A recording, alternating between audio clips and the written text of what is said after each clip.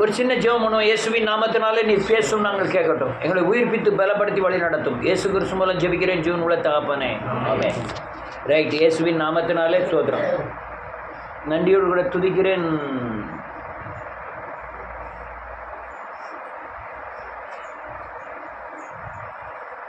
நான் இந்துவில் இருக்கும்போது ரசிக்கப்படுவதற்கு முன்பாக அம்மங்கோயில் கொடை 3 நாள் கொடை. எங்கள் அக்காளுக்கு 2வது குழந்தை வயிற்று, 3வது குழந்தை வயிற்றில், 2 பிள்ளைகள் இருக்குது, 3வது பிள்ளை வயிற்றில் இருக்குது. 3 நாள் முழிப்பு, ஒரே கொடை பார்த்தது, ஆட்டம் ஆடுனது, தண்ணி அடிச்சது, எல்லாமே நல்ல தண்ணி அடி. 3 நாளாக பயங்கர தண்ணி அடி, நல்ல ஆட்டம். சும்மா மாலையை போட்டுட்டு ஆடுன்னு ஆடி கால் கையெல்லாம் மேல் காலெலாம் வலி. 3ஆனது வீட்டுக்கு வரேன். வீட்டில் அந்த கொட்டு சத்தம் கேட்டுக்கிட்டே இருக்கு. தலானியை வச்சு காதை பொறுக்கிட்டு படுக்க, அப்பவும் கொட்டு சத்தம் டான்டான்னு கேட்கு காதுக்குள்ள. பிபி பிபி பிபி. அதெல்லாம் நீங்கள் அனுபவிச்சு பார்த்துருக்கீங்களா எனக்கு தெரியல. சொல்லுது புரியுதா? அப்படி இருந்திருக்கா உங்களுக்கு? கொடை கோயிலே 3 நாள் கழிச்சு நீ வீட்டுக்கு வந்தீங்கன்னா வீட்டுக்கு வந்த பிறகு கொட்டு சத்தம் கேட்கும். உள்ள கேட்குற மாதிரி இருக்கும். உடனே டக்குன்னு என்ன செஞ்சேன், வீட்டுக்குள்ளே எங்கள் அம்மா, எங்கள் அக்கா, என் அண்ணன், ஒரு ஆள் நடக்க முடியாத ஆள் எல்லாம் படுத்துருக்காங்க. நான் வாசலில் பாய விரித்து தலைமாட்டில் பெரிய அருவா, விளநீட்டு அருவா, அது தலைமாட்டில் வச்சு நான் படுத்திருக்கேன். ராத்திரி போல் கள்ளம் வந்தவன் எனக்கு மேலோடி தாண்டிட்டு உள்ளே போயிட்டான். உள்ளே போனவன் அரை வீட்டில் பெட்டியில் வச்சுருக்கிற 35 கலஞ்சி நகையை பெட்டியோடு தூக்கிட்டு போயிட்டான். 35 கலஞ்சி தூக்கிட்டு போய் அந்த பெட்டி கூட அங்கே கிடந்தது. அங்கே போய் அருவாளை போட்டு தென்னி அந்த ரூபாய் அடிச்சுட்டு போயிட்டான். ஐ மீன் என்னையும் தாண்டி தான் போயிருக்கான். ஒருவேளை நான் நினைச்சிருந்தேன், என் தலைமாட்டிருக்க அருவா எடுத்து என்னையும் கொத்திருப்பான். அல்லேலூயா. எவ்வளவு மழையே பெஞ்சாலும், இடியே இடித்தாலும், என்னை அவன் மிதிச்சுக்கிட்டே போனாலும் எந்திக்கக்கூடிய பலன் வரக்கா. உறங்குனதுக்கும் செத்ததும் ஒன்று தான். ஆமென். உறங்கும் அல்லேலூயா. செத்ததுக்கு அடையாளம் என்ன? கையில் பிடிச்சி பார்த்தாங்கன்னா குளிர்ந்து போயிடும். உங்களுக்கு சூடு இருக்குல்ல, இந்த சூடு அங்கே சூடு இருக்காது. சுவாசமும் சுவாசம் எடுக்கணுன்னா சூடு நிற்கும். சுவாசம் எடுக்கலைன்னா டக்குன்னு எல்லா இடமும் என்ன செஞ்சிடும், குளிர்ந்துடும், ரத்தம் வரைஞ்சிடும், குளிர்ந்துடும். அல்லேலூயா. இதே மாதிரி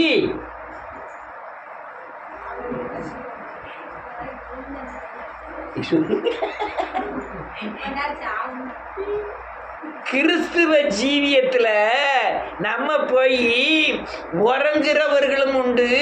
இந்த அனல் இல்லாமல் உறங்கிக்கிட்டு இருக்கவங்க ரொம்ப பேர் இருக்கிறாங்க.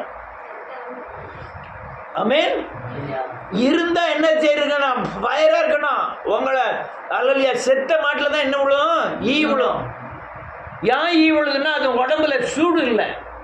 நீங்கள் இறந்த உடனே, மாடு இறந்த உடனே மேலே ஒன்று வட்டம் போட ஆரம்பிக்கும். அதுக்கு எப்படியா தெரிஞ்சுது? உயிரோட ஒரு மாடு மேயுது, அந்த மாட்டுக்கு மேலெல்லாம் கழுகெல்லாம் வட்டம் போடாது. எங்கேயாவது மாடு ஆடு செத்துட்டுன்னு வச்சுக்கிடுவோம், அதுக்கு மேலே ஆடு அப்படியே வட்டம் போட ஆரம்பிக்கும். நான் ஒரு நேரத்தில் மாடு மேய்க்கும் போது மாடு காணலைன்னா கழுகு வட்டம் போடுறத பார்ப்போம். எங்கேயாவது மேலே வட்டம் போட்டுட்டுதோ அது நேர் கீழே போய் பார்த்தா மாடு என்ன செஞ்சு கிடக்கும், செத்து. அப்போ நமக்கு பார்க்கறதுக்கு முந்தி அதுக்கு மூக்கில் வேத்துறது கழுகுக்கு. இப்படி செத்த கிறிஸ்துவ ஜீவியம் நாம் செய்யக்கூடாது. கடுகடுகடுன்னே நிற்கானே இவன்.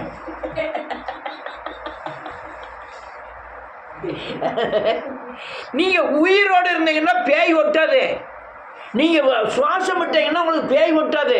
நீங்க செத்து கிடந்தீங்கன்னா, உடம்புல அனல் இல்லைன்னா உங்க மேல என்ன ஒட்டும்? அபிஷேகம் இல்லைன்னா, பிரசன்னம் இல்லைன்னா, மகிமை இல்லைன்னா, உங்க மேல வசனம் இல்லைன்னா, உங்களுடைய மேல இயேசுவின் ரத்தம் தெளிக்கப்படலைன்னா உங்களை மேற்கொள்வது எது? ஆவியாது அனலாது இல்லாது இருந்தால் உன்னை என்ன செஞ்சிருவேன்? வாந்தி பண்ணி போட்டுருவேன். வேதம் சொல்லுது அனலோடு இருக்கணும். நீங்கள் பெரிய பெரிய 150 102 டிகிரி 103 டிகிரி காய்ச்சல் வந்து அனல் வேண்டாம். கொஞ்சமாவது உயிரோடு இருக்கிறவங்க 98 97 அனல் என்ன செய்யணும் இருக்கணும். நீங்கள் அனலே இல்லாமல் இருந்தீங்கன்னா எப்படி தான் வாழ? கிறிஸ்துவன்னு பேர் வச்சாலோ, நான் என் பேர் தாவீதுன்னு பேர் வச்சுக்கிட்டாலோ, அல்லது காலேப்புன்னு பேர் வச்சுக்கிட்டாலோ, தாமஸ்ன்னு பேர் வச்சுக்கிட்டாலும் பரலோகத்துக்கு போக முடியாது. நீங்கள் இங்கே அனலாக இருந்து பிசாசை ஜெயிச்சாதான் நீங்கள் இயேசுவை போல மாறி பரலோக ராஜ்யத்துக்கு போக முடியும். நீங்கள் இயேசுவை போல மாறுவதே இருக்குன்னா உங்களுக்குள்ளே இருக்கிற ஆலயத்தில் நீங்கள் ஆசாரியர்கள். இந்த பூமியில் ஆளுகிற சத்ருவை ஜெயித்து நீங்கள் ராஜாக்களாய் மாறணும். ஆளுகையை உங்கள் கைக்குள்ளே கொண்டு வரணும். அல்லேலூயா. ஆவியா இருக்கல, ஆவியில் அனலா இருங்கள்னு வேற சொல்லுது. அனல் தன்மை குறைஞ்சிட்டுனா நீங்க எப்படி தான் இந்த பூமியில வாழ முடியும்? ஒரு அல்லேலூயா. நீங்க உடம்புல அனல் இல்லை, நோய் எதிர்ப்பு சக்தி இல்லைன்னா லேசா குளிர் அடிச்சாலும் ரொம்ப குளிர ஆரம்பிச்சிடும். லேசா வெயில் அடிக்கக்குள்ள சூடு ரொம்ப ஆயிரும். லேசா மண்டடி வரக்குள்ள சாஞ்சிருவீங்க. நீங்க அனலோட இருந்தீங்கன்னா எதுவுமே உங்களை மேற்கொள்வதில்லை. நோய் எதிர்ப்பு சக்தியின் அடையாளம் அல்லேலூயா அனல். உங்களுக்குள்ள அனல் இல்லைன்னா நோய் எதிர்ப்பு சக்தி இல்லைன்னு அர்த்தம். நோய் எதிர்ப்பு சக்தி இல்லைன்னா இந்த பேய் உங்களை லேசா மேற்கொண்டுருவான். அல்லேலூயா. ஆவியிலே அனலாயிருங்கள் வேதம் சொல்லுகிறது. ஒரு வசனத்தை வாசிப்போம்.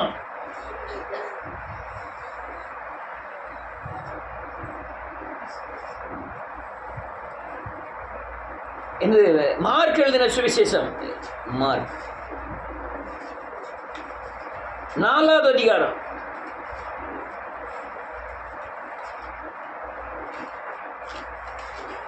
36வது வசனத்தில் இருந்து 37வது வசனத்தில் இருந்து டக்குன்னு வாசிக்கலாம். இன்னும் ஒருத்தர் எடுக்கலையா?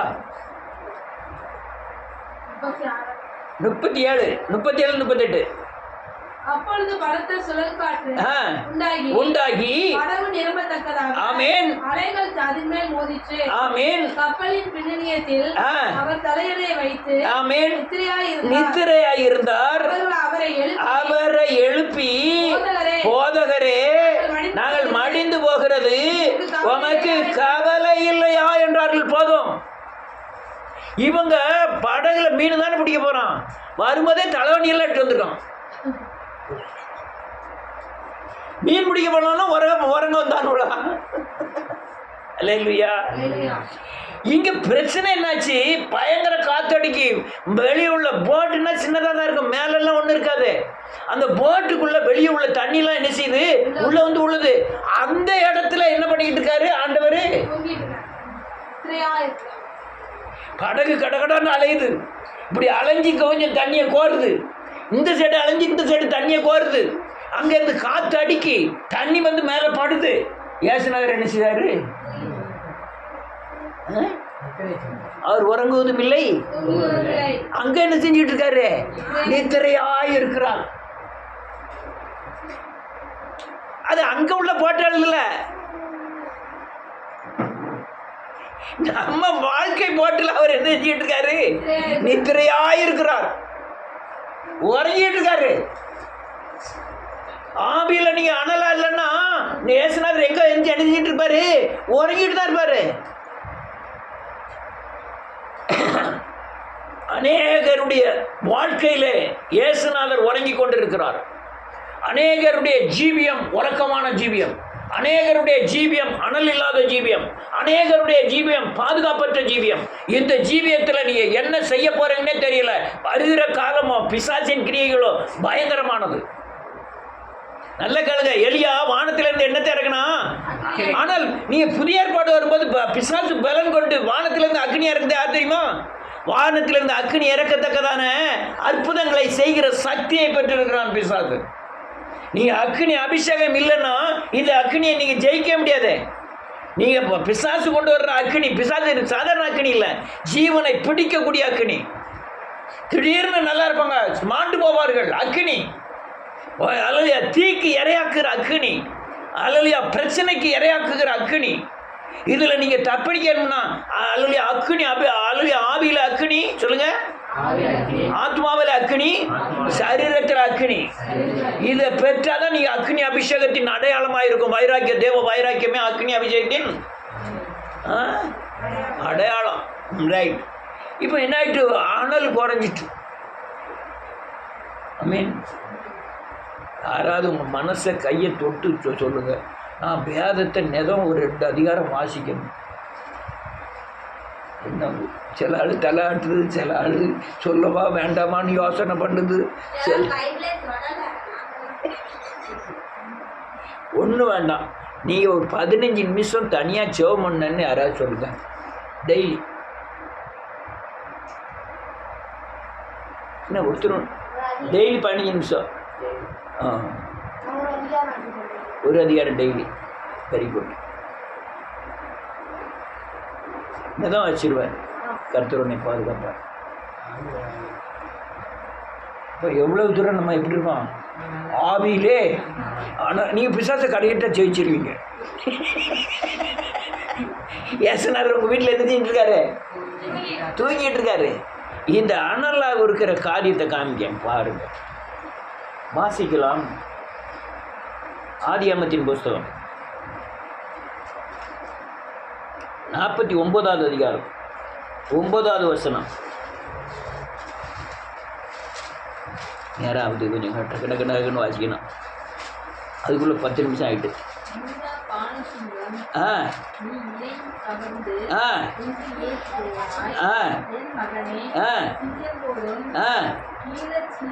கிளச்சிங்கம் போலும் படுத்தான். நல்ல கழுத யூதா இறை தேடுகிற பால சிங்கம். அல்லையா? இறை தேடுகிற என்னது? கவர்ந்து கொண்டு ஏறி போனாய் என் மகனே. சிங்கம் போலும் கிளச்சிங்கம் போலும் மடங்கி படுத்தான். அவனை எழுப்புகிறவன் யார்? யூத சிங்கம் யாரு? இயேசுநாதரு. அல்லேலூயா. கிளச்சிங்கம் யாரு? தாவீது. அல்லேலூயா. இவங்க படுத்துட்டா யார் எழுப்ப முடியும்? இயேசுநாதர் உங்க வீட்டில் படுத்துட்டாரு, இல்லை உங்களுக்குள்ள படுத்துட்டாரு, உறங்கிக்கிட்டு இருக்காரு. எப்படி எழுப்புவீங்க? உங்க ஜபமெல்லாம் அவர் கேட்டு புளிச்சு போச்சு. உங்க அழுக கண்ணீர்லாம் கேட்டு கேட்டு அவருக்கு என்ன பண்ணிட்டு இது நடிப்புன்னு அவருக்கு என்ன செஞ்சு போச்சு? தெரிஞ்சு போச்சு. பாவரிக்க கேவரிக்க எல்லாத்தையுமே அவர் கண்டுக்கிட்டாரு. நீங்க எவ்வளவு அவன் எழுப்புதான் போட்டில் படுத்திருக்காரு, எழுப்புதான். ஆண்டவரே நாங்கள் மடிந்து போகிறோம், நமக்கு கவலை இல்லையா? அவர் எந்திரிச்சு கவலை இல்லைன்னு படுத்து விடுவார். இவன் நெதாந்து தான் செஞ்சுட்டு இருக்கான். ஆமென். ஆனால் இல்ல, கிளச்சிங்கம் போல படுத்துக்கிட்டா எழுப்புகிறவன் யார்? ஒருத்தனால எழுப்ப முடியல. அதான் பிரச்சனை. அந்த சாரம் குறைஞ்சிருட்டு. நீங்க முதல்ல கண்ணீர் விட்டு எழுப்ப முடியாத, கண்ணீர் விட்டு அறிக்கை செஞ்ச உடனே, கண்ணீர் விட்டு ஜெபம் பண்ண உடனே அநேக ஜெபங்கள் கேட்கப்பட்டது. இன்னைக்கு அழுது கதறி கொதறி தான் பார்க்கிறோம். ஒரு ஜெபமும் என்ன செய்யப்பட மாட்டேங்க. அவர் படுத்துக்கிட்டாரு. யாரு? இவன் இன்னைக்கு அறிக்கை செய்வான், பாவ அறிக்கை செய்வான். நாளைக்கு அதே காரியத்தை என்ன செய்ய போறான்? நம்ம எந்திரிச்சு இவனை போய் விடுதலை கொடுக்கணும். என்ன இருக்கு நமக்கு? என்ன முக்கியம்? உறக்கம் தான் முக்கியம்னு அவர் உறங்கிட்டு இருக்காரு. யார் வீட்டில் இறங்கிட்டு இருக்காரு? ஒவ்வொரு வீட்டுக்குள்ளேயும், ஒவ்வொரு ஆத்மாக்குள்ளேயும், ஒவ்வொரு சபையிலையும், உலகம் இருக்கிற எல்லா சபையிலும் உறங்கிட்டு இருக்காரு கர்த்தர். அல்லேலூயா. எழுப்புகிறவன் யார்? கிளச்சிங்க எப்படி படுத்திருந்தான்? வாசிங்க 1 ராஜாக்களின் புத்தகம் 1வது அதிகாரம்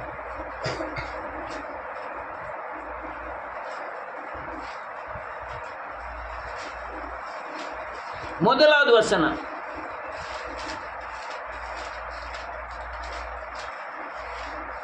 தாவீது ராஜா வயது சென்ற விருத்தாபியனான போது வஸ்திரங்களினால் அவனை மூடினாலும் அவனுக்கு அனல் உண்டாகும்ல. கேட்டுச்சியா? இந்த பிரச்சனை ஏன் வந்து தெரியுமா? 1 2 பேரால பிரச்சனை வந்துட்டு. ஆண்டவர் உங்க வீட்டுக்குள்ள, உங்களுக்குள்ள சபையில் உறங்க காரணம் ஒன்று உபதேசம், கள்ள உபதேசம், அல்லது வேத வசனத்தை வாசிக்காதது, நடைமுறைப்படுத்தாது. இன்னொரு பெற்றோர்கள்னால கர்த்தர் எப்படி படுக்கிறாருன்னா, பிள்ளைகளுக்காக எதைனாலும் செய்யறதுக்கு ஆயத்தமாகிறது. ஜோசுவா எழுந்திரிச்சு நாளைக்கு காலு கையை தட்டிட்டு அம்மா அங்கே அங்கே அது நைனாரத்தில் கொடை நடக்கு, நான் கொடை பார்க்கணும்.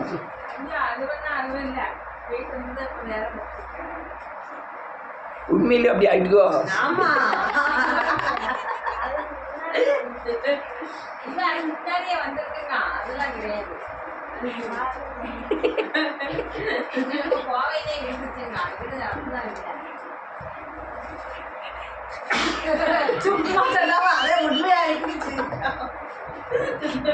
ரைட்டு அல்ல இல்லையா? அப்புறம் என்னது சொல்ல? இப்ப இவன் பொறுப்பு கிடையாது, இவனால ஒரு பிரச்சனை கிடையாது. ஒன்று உபதேசம், ஒன்று வேத வசனத்தை வாசித்து சட்டத்தின்படி நடக்குது, எல்லாம் ஒரு காரணம். இன்னொன்று பெற்றோர்கள் பிள்ளைக்கு ஏற்றபடி சத்தியத்தை வளைத்தல், இயேசு கிறிஸ்துவுக்கு விரோதமாக எழும்புதல், அதனால தான் பயங்கரமான பாதுகாப்பு அனல் குறைய காரணம். உங்கள் வீட்டில் இயேசுநாதர் உறங்க காரணம். நான் அப்படி சொன்ன மாதிரி யாருமே ஜெபம் பண்ண கிடையாது, யாருமே உபவாசம் இருக்க கிடையாது, யாருமே வேத வசனத்தை வாசிக்க கிடையாது. எப்படி உங்கள் வீட்டில் தேவன் இருப்பார்? இந்த எண்ணங்கள் செய்கைகள் எல்லாம் உலகத்தை சார்ந்திருக்கு. நம்ம தேவைகளுக்கு ஏற்ற எண்ணங்கள் அல்லது தாறுமாறாகிறது. அப்படிங்கும்போது இயேசுநாதர் எப்படி நம்ம வீட்டில் இருப்பார்? இருந்தால் தானே அனலாக இருக்க முடியும். ஆமென், அனலாக இருக்க முடியும். வாழ்க்கை அல்லேலூயா பிசாசினால் சூழ்ந்த வாழ்க்கையில் வாழ்ந்து கொண்டிருக்கிறோம். நீங்கள் இயேசுநாதர் இல்லாமல், அனல் இல்லாமல் இந்த பூமியில் வாழ்வது கூடாத முடியாத காரியம். நீங்கள் இயேசுநாதர் இல்லாமல் பிசாசை ஜெயிக்க முடியாது. நீ உலகத்து எண்ணங்களுக்கு ஏற்ப, உங்கள் யோசனைகளுக்கு ஏற்ப, உங்கள் நடக்கைகளுக்கு ஏற்ப, உங்களோட புத்திக்கு ஏற்க இந்த உலகத்தில் வாழ்க்கையை அமைத்தீர்களானால் தேவன் உங்களோடு இருக்க மாட்டார். எப்படி நொய்யன்டுவையா? நான் உண்மையதான் சொல்றேன். அனல் குறைஞ்சிட்டு அல்லையா ஈ வரும், என்னெல்லாம் வரும்? அனல் குறைஞ்சின்னா என்ன வரும்? ஈ வரும், எறும்பு வரும், வேற காக்கா வந்து கொத்தும். சிலுவையில் அறைவாங்களாம். உயிரோடு இருக்கும்போதே காக்காலாம் வந்து அவன் கண்ணை கொத்தி திங்குமா. உயிரோடு இருக்கும்போது அவனுக்கு அந்த காக்காய்க்கு தெரியுது இவங்க கை 2 ஆணியில் அறையப்பட்டிருக்கு, கால் 2 அறையப்பட்டிருக்கு, இவனை என்ன கொத்துனாலும் இவன் கையினால என்ன செய்ய முடியாது, விரட்ட முடியாதுன்னு காக்கா தெரியுது. ஏன்னா ஆயுசு முழுக்கும் எத்தனையோ கண்களை தின்னது. உயிரோடு இருக்கும்போது திங்கிறது வந்து சாபம். வேதம் அப்படிதான் சொல்லுது. அல்லேலூயா, உன் கண்களை காக்க கொத்தும், அது சாபம். அல்லேலூயா. அனல் குறையக்கூடாது. அனல் சார்ஜ் ஏற்றணும். என்ன ஏற்றணும்? பெட்ரோல் இப்போ செல்லில் இது போயிட்டுனா உடனே சார்ஜ் ஏற்றோம்ல, அது மாதிரி அனல் குறைஞ்சிட்டா எப்படி சார்ஜ் ஏற்றணும்? அதான் சார்ஜ் எப்படி ஏற்றணும்? மனம் திரும்பி நன்றி சொல்லி துதிச்சு உங்க மனதை ஒருநிலைப்படுத்தி தேவனுக்குள்ளாக உங்களுக்கு பாதுகாத்துக்கிடணும். இதெல்லாம் சபையில் சொல்லி தர மாட்டாங்க. ஒருநிலைப்படுத்தி இந்த குப்பை அல்லையா பிள்ளைகள் படிப்பு தேவை அல்லையா நம்ம மேலே வர அவமானம், நிந்தை, சாதி புத்தி எல்லாத்தையும் தூக்கி தூரப்பட்டுட்டு தேவனை நோக்கி உங்கள் மனதை திருப்பி தேவனை சார்ந்து தேவனை மகிமைப்படுத்தி தேவனுக்கு ஸ்தோத்திரம் பண்ணி நன்றி சொல்லி உங்கள் மனதை திருப்பிட்டு அனல் உண்டாயிரும். அல்லேலூயா. உங்களுக்குள்ள பாவம் இருக்கும் வரை மரணத்தை கொண்டு வரும் அந்த பாவத்தின் தன்மை. அனலை குறைச்சி உங்களை அல்லையா செவம் பண்ண விடாம, உங்களை தேவனை துதிக்க விடாம ஆக்குறது உன்னுடைய பாவம், பேய். அதை நீக்கி அனலாய் மாறணும். அல்லேலூயா. ஆவியில எப்படி இருங்க? அனலா இருங்க. இப்ப பிரச்சனை என்னன்னா, முதலாவது வசனம் அடுத்த வாசிக்கலாம். யாராவது ஒன்று டக்குனு வாசிக்க யாராவது ஒரு ஆளு? 1 ராஜாக்கள் 1வது அதிகாரம் 1வது வசனம்.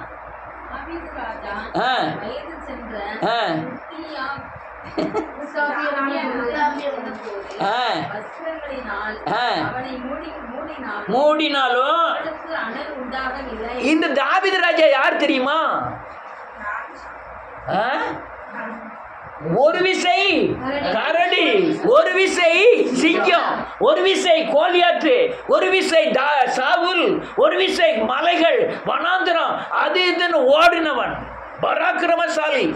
அவன் கை ஓய் மட்டும் அநேகரை வெட்டி வீழ்த்தினவன். இயேசுநாதரை கர்த்தரை பார்த்து சொல்றாரு, உன் கை இரத்தக்கரை பட்டிருந்திருக்கிறது, நீ ஆலயம் கட்டுக்கு உண்டான பரிசுத்தம் உனக்கு இல்லை, உன் மகன் தான் கட்டுவான்னு சொல்லிட்டாரு. அந்த அளவுக்கு இரத்தக்கரை படிந்த அநேகரை கொலை செய்த இந்த கை, அல்லேலூயா, அவ்வளவு பெரிய தாவீது. இப்ப சிங்கம் என்ன ஆயிட்டு?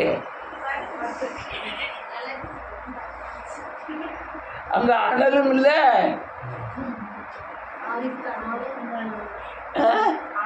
அனலும் இல்லை, ஆவியும் இல்லை, குளிரும் இல்லை. அவன் அதுக்கு அப்புறம் வாசிக்கும்போது உணரே இல்லை அவன்கிட்ட. நம்ம எங்கன்னா படுத்திருக்கோம்னே அவனுக்கு தெரியல. அல்லேலூயா. இந்த நிலை தான் அநேகருடைய நிலை. என்ன அநேகருடைய நிலை? நான் யார் தெரியுமா? நான் எவ்வளோ பெரிய பிரசங்கம் பண்ணியிருக்கேன் தெரியுமா? எவ்வளோ பாட்டு போட்டிருக்கேன் தெரியுமா? இன்னைக்கு பால்சாலை மட்டும் போய் கேளுங்க, அதான் சொல்லுவார். நான் யார் தெரியுமா? அப்படி இப்படி. சிங்கம் தான் செத்துட்டுத.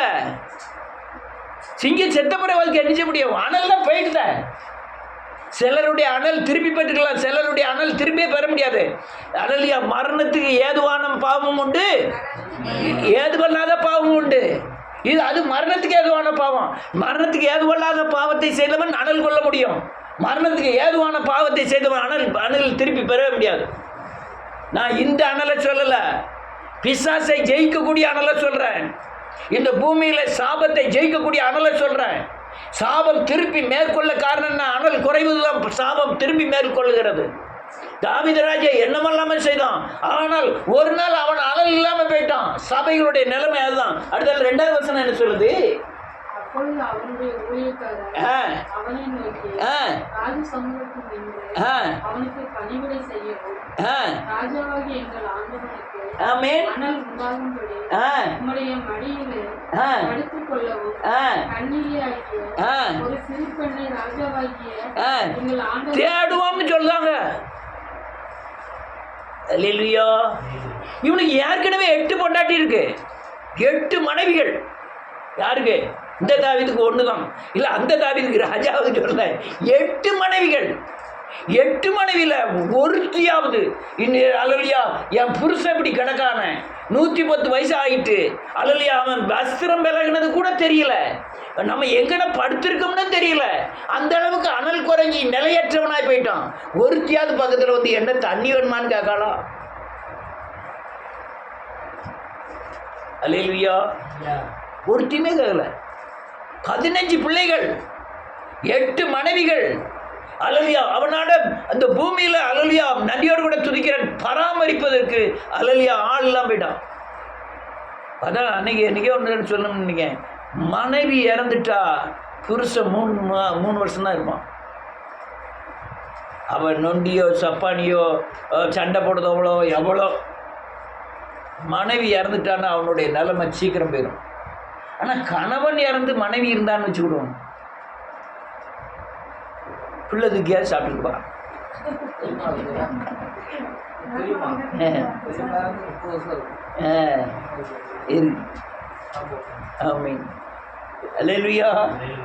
அது அவன் மனைவி இல்லாதவனுடைய நிலைமை.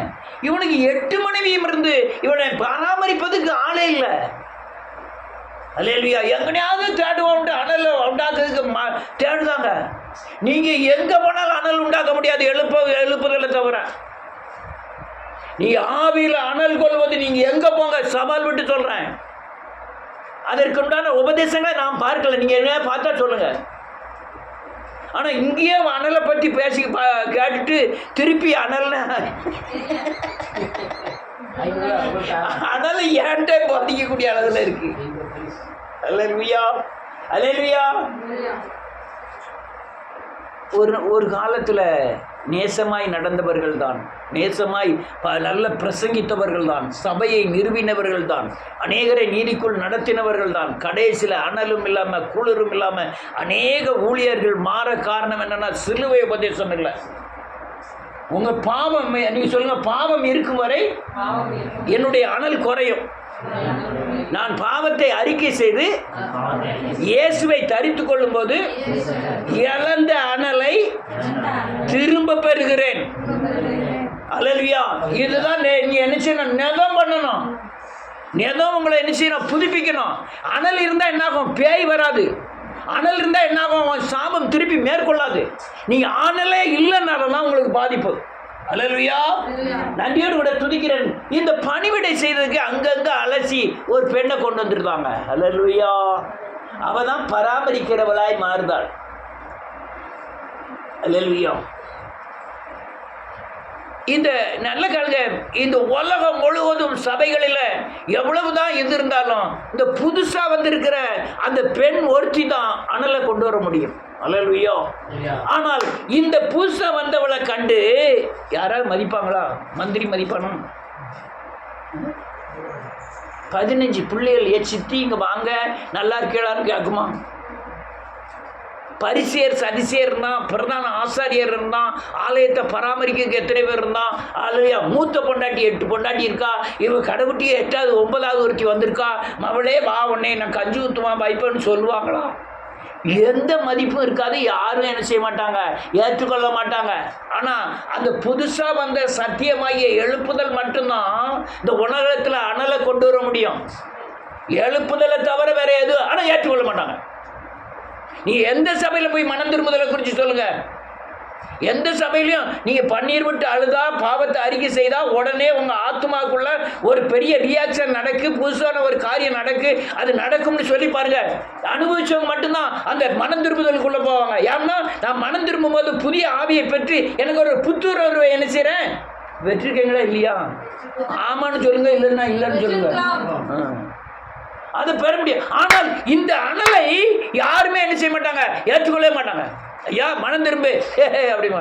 ஒரு ஆள் எனக்கு டெலிஃபோன் பண்ணுது, 90% எனக்கு ஹார்ட்டில் அடைப்பாகிட்டா, எனக்கு மனந்து அல்லலியா இது மதுரை ஆஸ்பத்திரிக்கு போக சொல்லியிருக்காங்க, உடனே ஆப்ரேஷன் பண்ண சொல்லியிருக்காங்க. அப்படி ஒன்றும் வேண்டாம் ஐயா, நான் உங்கள் வீட்டுக்கு பாருங்க, வந்தவுடனே மனம் திரும்புதல மத்தியம் மனம் திரும்பி மாத்திரம் ஜோம் பண்ணுங்க. அது நான் முதல்ல இருந்தே ஜோம் பண்ணிட்டு தான் இருக்கேன் பாருதார் அப்படிங்காரு. நேற்று போய் பார்த்துட்டு வந்தேன். அவர் உள்ளே போய் பார்க்க முடியாதுன்ட்டாங்க. அதுக்கெல்லாம் ஆப்ரேஷன் பண்ணி பேச மாட்டார், நான் காமிக்க முடியாது அப்படின்ட்டார். என்ன செய்ய? நான் என்ன சொல்கிறேன், நீங்கள் மனம் திரும்பினீங்கன்னா எந்த வித பிரச்சனையில் இருந்தும் உங்களால், அதுதான் புது பொண்டாட்டி. ஆனால் தாவீதை அனல் உண்டாக்குகிற சக்தி இந்த 8 மனைவிகளுக்கும் பழைய சபைகள் எதுக்கும் இல்லை. புதுசாக வந்து அந்த அந்த அந்த பேர் என்ன பேரும் 3 நாள் வாசிங்க. 3வது வசனம். இஸ்ரவேலின் எல்லையிலெல்லாம் ஆமென். அழகான ஒரு பெண்ணை தேடி ஆமென். சூனேம் ஊராளாகிய ஆமென். அபிஷாகை கண்டு அவளை ராஜாவின் இடத்தில் கொண்டு வந்தார்கள். ஆமென். அந்த பெண் வெகு அழகாயிருந்தாள். வெகு அழகாயிருந்தாள். அவன் ராஜாவுக்கு உதவியாய் இருந்து ஆமென் அவனுக்கு பணிவிடை செய்தாள். ஆமென். ஆனாலும் ராஜா அவளை அறியவில்லை. இந்த சபைகள் எந்த சபையும் எழுப்புதலை அறியவே இல்லை. எழுப்புதல்ல என்ன? நல்லா வாங்கி பாட்டு படிக்கணும், கொட்டடிக்கணும், ஓன்னு கத்தணும், உருளணும், அல்லையா சத்தமா பிரசங்கம் பண்ணணும். 100 பேர் வந்துட்டா எழுப்புதல், 1000 பேர் வந்துட்டா எழுப்புதல், 5 பேர் வந்தாலும் எழுப்புதல், 120 பேர் இருந்த இடத்துல தான் உலகத்துல பெரிய எழுப்புதல் உண்டாச்சு. அல்லேலூயா. ஆனா இந்த புது பொண்டாட்டியாகிய பேர் கூட வாயில நுழைய மாட்டேங்குது. அபிஷேகம் கொஞ்சம் சொல்லு மாதிரியாவது அறிவிக்க வேண்டாமா? இந்த புது பொண்டாட்டினா யார சொல்றேன்? எழுப்புதல்ல. 8 பொண்டாட்டி யாரு? பழைய சபைகள். அந்த பழைய சபைகள் வந்து இந்த புது பொண்டாட்டி என்ன செய்ய மாட்டாங்க? ஏத்துக்கிடாம இவளை அவமானப்படுத்துவாங்க, இவளை கண்டாலே அற்பமா நினைப்பாங்க, இவளுக்கு சாப்பாடு கூட கொடுக்க மாட்டாங்க. ஏத்துக்கிட்ட சொல்லுங்க பார்ப்போம், எங்கனாலும் ஏத்துக்கிட்ட சொல்லுங்க பார்ப்போம். நான் அழகுதான், அழகா இல்லையா? என் பார்வைக்கு எனக்கு எழுப்புதல் எப்படி இருக்கு? அழகுதான், எனக்கு மேன்மைதான். என் பார்வைக்கு அதே மாதிரி உயர்ந்தது ஒண்ணும் இல்லை. ஆனால் இந்த 8 பொண்டாட்டி ஏத்துக்கிட மாட்டான். 8 பொண்டாட்டினா நீ வேற யாரும் நினைச்சிட்டு போறாது. எந்த சபையும் ஏத்துக்கிட மாட்டான். அல்லேலூயா. ஆனால் இவளால் மட்டும்தான் இந்த யூத ராஜா ராஜசிங்கத்துக்கு, இந்த புனிதமான சபைக்கு எழுப்புதலை கொண்டு வர முடியும், அனலை கொண்டு வர முடியும். யாரால? இந்த புது மனைவியால. அல்லேலூயா. அவளால மட்டும் எந்திரிச்சு உட்கார்ந்துட்டா தாவீது. ஒன்னரே இல்லாம கிடந்தான். இவன் வந்து பராமரிக்க ஆரம்பிச்சாலே தெரியல, அப்படியே டக்குன்னு யூத ராஜசிங்கம் கேட்டு சிங்கம் எந்திரிச்சு உட்காந்துட்டு. மரித்த சபை எழுமோ அதான் எழுப்புதல். மரித்த ஆத்மா எழுமோ அதான் என்னது எழுப்புதல். மரிச்சு போன சபைகளை எழுப்புறதுக்கு தான் புது பொண்டாட்டி தேவை. இந்த புதிய மனுஷியா அபிஷேகா அவ தேவை. என் பேர மாதிரி பேரு எனக்கு வாயில வர மாட்டேங்குது.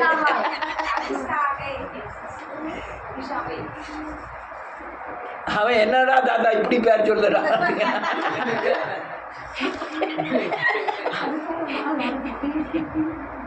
இல்லையா? அடுத்தால ஒரு வசனத்தை வாசிப்போம். 1:5 ராஜாக்கள் 1 ராஜாக்கள் 1:5.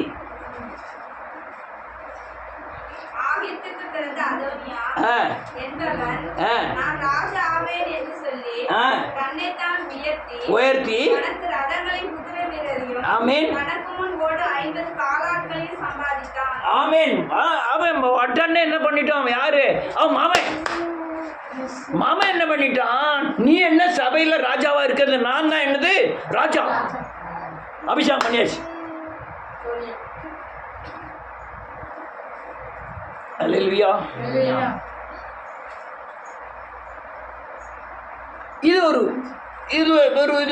எழுப்புதல் கொண்ட இந்த மாதிரி என்ன ஆயிட்டு, இப்போ புது ராஜா வந்தோடனே என்ன ஆயிரும்? எல்லாருக்கும் செழிப்பாயிரும். புது பாஸ்டர் வந்துட்டார், அந்த பாஸ்டர் வீட்டுக்கு வந்துட்டார். இந்த பாஸ்டர் தான் 30-20 வருஷமா ஒரே இடத்துல உட்காந்துக்கிட்டு இருக்காரு. நாங்களும் புது பாஸ்டர் வேணும்னா ஜெபம் பண்ணிட்டு இருக்கோம். புது பாஸ்டர் வந்துட்டாரு. அவர் பேர் என்னது? அதானியா. அவள் அல்லலியா பயங்கரமான ஆளா இருக்கான். உடனே கூட்டி கொண்டு போய் கழுதைகளையும் குதிரைகளையும் அல்லலியா காலாட்களையும் ரொம்ப சேர்க்க ஆரம்பிச்சிட்டான். ஆட்களை புறம் கூட்டி கொண்டு போய் ஆசாரியனை கூட்டி போய் அபிஷேகம் பண்ணி ராஜா வாழ்கன்னு சொல்ல ஆரம்பிச்சிட்டான். அல்லலியா. அமேன். எழுப்புதல் இங்க வந்தாச்சு. கைத்தட்டுங்க. ஆள்கள் வருது. எழுப்புதல் வந்துட்டு. எழுப்புதல். அக்னி ஃபயர். அண்ணா தேவன் தொடுகிறார். அண்ணா தொட்டு கொண்டு இருக்கிறார். மகளே நீ கவலைப்படாத, உடனே தொட்டு கொண்டு இருக்கிறார். என்னது எழுப்புதல்? அங்க குதிரை வீரர்லாம் சேர்த்துட்டானா, ஆட்கள் ரொம்ப சேர்த்துட்டான். யாரு? அதானியா. யாருன்னா புது எழுப்புதல்லாம். ஆட்கள்லாம் அம்பாட்டில் ரொம்ப பேர் கைத்தட்ட ஆரம்பிச்சுட்டான். கர்த்தரையே பாடினால் சக்கரையே வராது. அது ஹிட் ஆயிட்டு, ஓவர் ஹிட் ஆயிட்டு.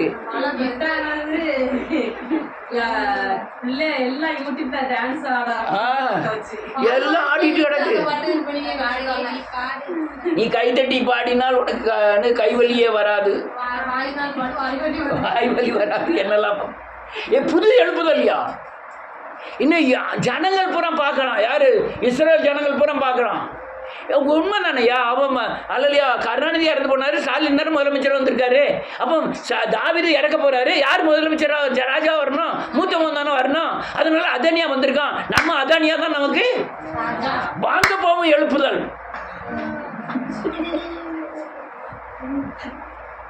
காரணம் என்ன தெரியுமா? எது தேவ திட்டம், எது தேவனுடைய வழி நடத்தல்னு மக்களுக்கு என்ன செய்யல தெரியல. அதனால தான் இந்த பேழியாளின் மக்களாகிய இந்த அல்லலியா சுய இச்சையின்படி அபிஷேகம் பண்ணக்கூடிய ஒருத்தனை போய் தேடிட்டு போறாங்க.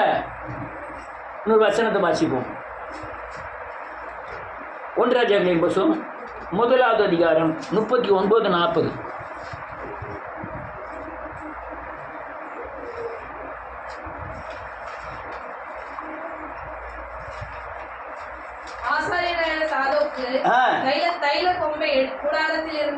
எடுத்து கொண்டு போய் சாலமோனை அபிஷேகம் பண்ணினான். அப்பொழுது எக்காளம் ஊதி ஜனங்கள் எல்லோரும் ராஜாவாகிய சாலமோன் வாழ்க என்று வாழ்த்தினார்கள். பிற்பாடு ஜனங்கள் எல்லோரும் அவன் பிறகாலே போனார்கள். ஜனங்கள் நாகாசுரங்களையும் ஊதி பூமி அவர்கள் சத்தத்தினால் அதிரத்தக்கதாக மகா பூரிப்பாய் சந்தோஷித்தார்கள். ஆமென். புதிய எழுப்புதல், இதுதான் உண்மையான எழுப்புதலின் நிர்வாகம். சாலமோனை அபிஷேகம் பண்ண ஆரம்பிச்சிட்டான். தாவீது எந்திரிச்சே உட்காந்துட்டான். உடனே கூப்பிட்டு சொல்லலாம், மௌன போறாங்க, ஏங்க வா ராஜாவே. அதுக்கப்புறம் அனல் மூட்டின பிறகு, திரும்பி உயிர் வந்த பிறகு, சாக கடந்த தாவீது திரும்பி சபைகள் எந்திரிச்ச பிறகு, சாக கடந்த விசுவாசிகள் எந்திரிச்ச பிறகு தாவீதை கூப்பிட, யாரு சாலமோனை கூப்பிட்டு சொல்லலாம், மவனே இங்க வா. இந்த யோவாப்ப என்ன செஞ்சிடாத, நம்பிராத. இந்த அப்சலோமை கொண்டு போட்டாம அவனை நீ உயிரோட, இத சீமோயின்னு ஒருத்தர் இருக்கான், அவனை விட்டுறாத. நீ ஞானம் உள்ளவன். இது எப்போ வந்தது? இந்த இன்னும் எத்தனை பேர் சொல்லுவான், நீ அப்னேரை நினச்சிக்கோ, அவன் எனக்கு ரொம்ப உதவியாக இருந்தான். இன்னொரு ஆசாரியனை குறித்து சொல்லுவான், அவனை பார்த்துக்கோ, அவன் எனக்கு ரொம்ப உதவியாக இருந்தான், அவனுக்கெல்லாம் நன்மை செய். அவ்வளவு சொல்ல காரணம் என்ன தெரியுமா? திரும்ப உயிர் பெற்றான், அனல் பெற்றான். யாரு? தாவீது. சபைகள் அனல் பெற்றது. வருங்காலத்தை குறித்து அவன் அவ்வளவு சொல்றான். நீ இவன் வந்துட்டு இப்படி நடந்துக்கோ, இவன் வந்துட்டு இப்படி நடந்துக்கோ, நீ திருப்பி தேவன்ட்ட ஞானத்தை கேளு, அவர் தருவாரு. அல்லேலூயா, ஆமென். நான் எனக்கு முடிஞ்சிட்டு, காலங்கள் முடிஞ்சிட்டு. அது எப்போ இதில் சொல்லுவோம் பாருங்க, 10வது வசனம் 2வது அதிகாரம்.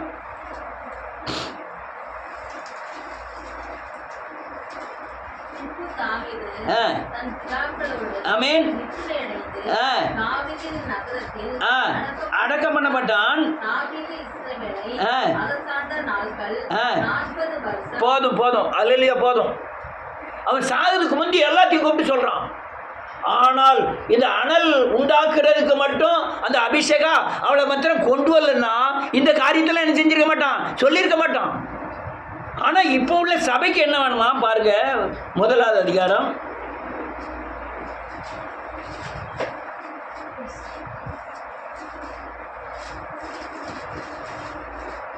14வது வசனம், 15வது வசனம்.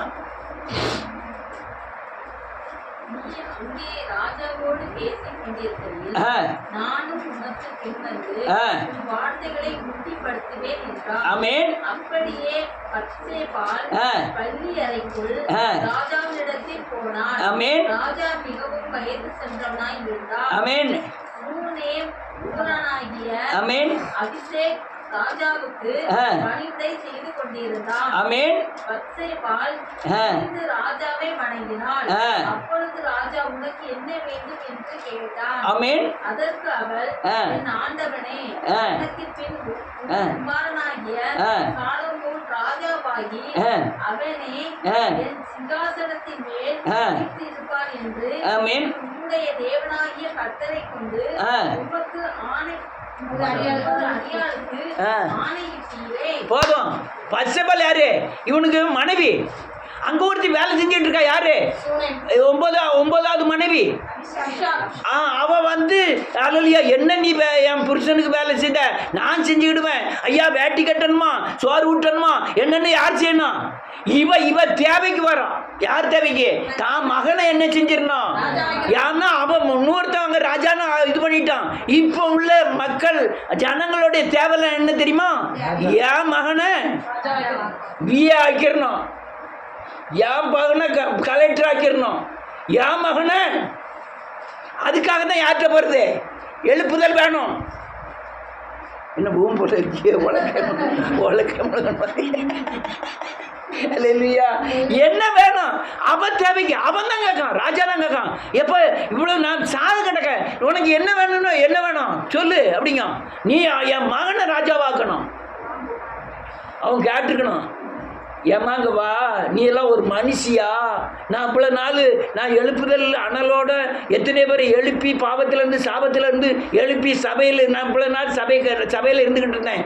திடீர்னு ஒரு நாள் வந்து உனக்காக வேணுங்கிறதுக்கு மாத்திரம் சபையில் வந்து எனக்கு இது வேணும் அது வேணும்னு என்கிட்ட கேட்டுக்கிட்டேன்னு கேட்கணும். ஆமென். இன்னைய நிலைமை தான்.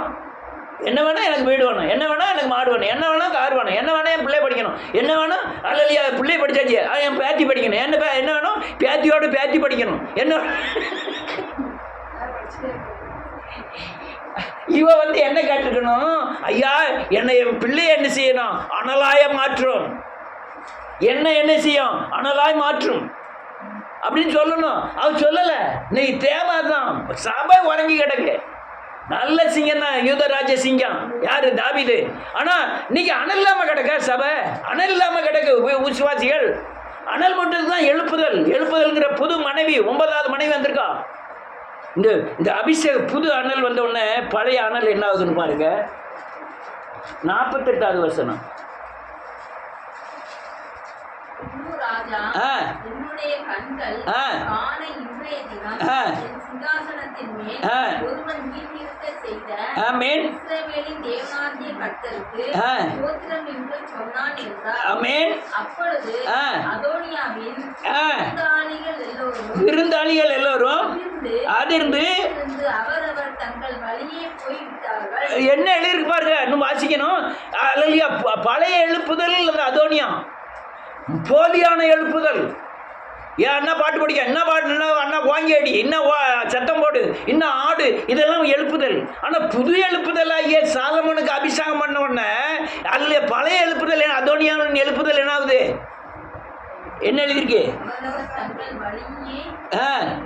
போய்விட்டார்கள். அடுத்தல பயந்தினால் கொம்புகளை பிடித்து கொண்டான். பயப்படுகிறான் என்றும் அவன் பலிபீடத்தில் கொம்புகளை பிடித்துக் கொண்டு ராஜாவாகிய சாலோமோன் தமது அடியானை பட்டயத்தாலே கொன்று போடுவதில்லை என்று எனக்கு ஆணையிடுவீராக என்கிறான். ஆமென். போதும். ஹல்லேலூயா. போதும் போதும். இயேசுவின் நாமத்தினாலே நீங்கள் கொஞ்சம் உட்காந்து எந்திக்க பார்த்தாலே கொஞ்சம் டயம் ஆயிட்டுன்னு தெரியுது. நவுண்டுக்காரெல்லாம் முடிச்சிட்டேன். அல்லையா? இந்த போலியான எழுப்புதல் யாரு? அதோனியா. ஆட்டம் தான், பாட்டம் தான், கொண்டாட்டம் தான், பலி தான், எல்லாமே இருக்கு. பலி செலுத்துனாங்களா? செலுத்தினாங்க. அபிஷேகம் இருந்ததா? இருந்தது. கொண்டாட்டம் இருந்ததா? இருந்தது. பலி விருந்து இருந்ததா? இருந்தது. ஆனால் புதிய அபிஷேகமாகிய சாலமோன் வந்த உடனே இவன் அவனுக்கு என்ன செய்தான்? அதோனியா சாலமோனுக்கு பயப்படுதான். நம்மளை கொன்றக்கூடாதுன்னு எல்லாத்தையும் போட்டுட்டு ஓட ஆரம்பிச்சுட்டான். அப்போ புதிய எழுப்புதல் ஆகிய அனல் வந்துட்டுன்னா பழைய போலி அனல்லாம் என்ன செஞ்சிடும்? காலியாயிரும். நம்ம எதிர்க்கக்கூடியது போலி அனல் அல்ல. புதிய அனலை கொண்டு வந்தாலே போலி அனல் என்ன செஞ்சிடும்? பெயரும். இதுதான் எழுப்புதலின் ஆதாரங்கள். இந்த எழுப்புதல் தேசத்திலே உண்டாகும். கர்த்தர் உங்களை ஆசீர்வதிப்பார்.